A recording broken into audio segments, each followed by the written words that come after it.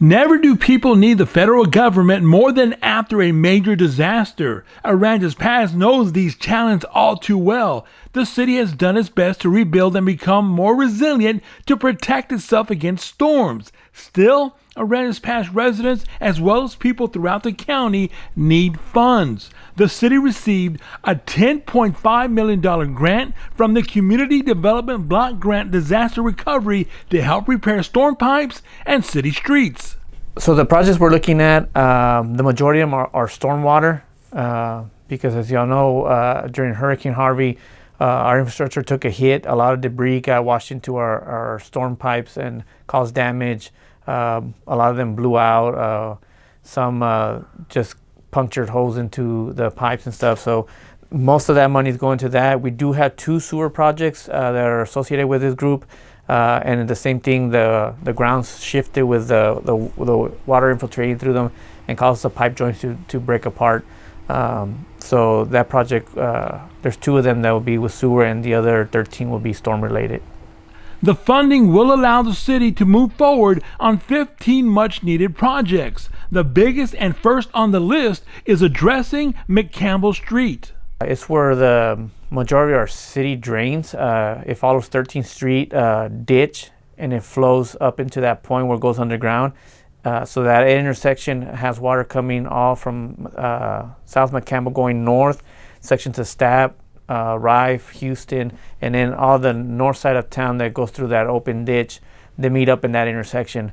The pipe at that area after Harvey completely got blown out, so there was a huge sinkhole that happened there. That project is our priority right now. The CDBG program provides annual grants to states, cities, and counties to develop communities. With most federal funding, it takes time, and the city must meet certain requirements before receiving grant money. This one, unfortunately, had to go through archaeological research, through historical and environmental. The environmental is what took the longest. We just received the clearance on the environmental late January from the GLO, and that gave us the green light to go ahead and proceed with these projects. So we have Stapp and McCampbell out for bids. With no cost to the city, they will be able to make much needed road repairs. And a lot of these, also I know I hear it too, why is this street not fixed? Why is this issue still there? Streets, we can do some patchwork on it, but in order to do a full reconstruction of a street, we have to consider the infrastructure underneath. It's pointless to spend hundreds and thousands of dollars on a street when the infrastructure underneath it is not up to par. It's going to continue failing until the infrastructure gets fixed. So we're targeting the infrastructure with these grants, and luckily, as a result, these roads get to be included with those. So as the infrastructure gets fixed, the road will get fixed as well.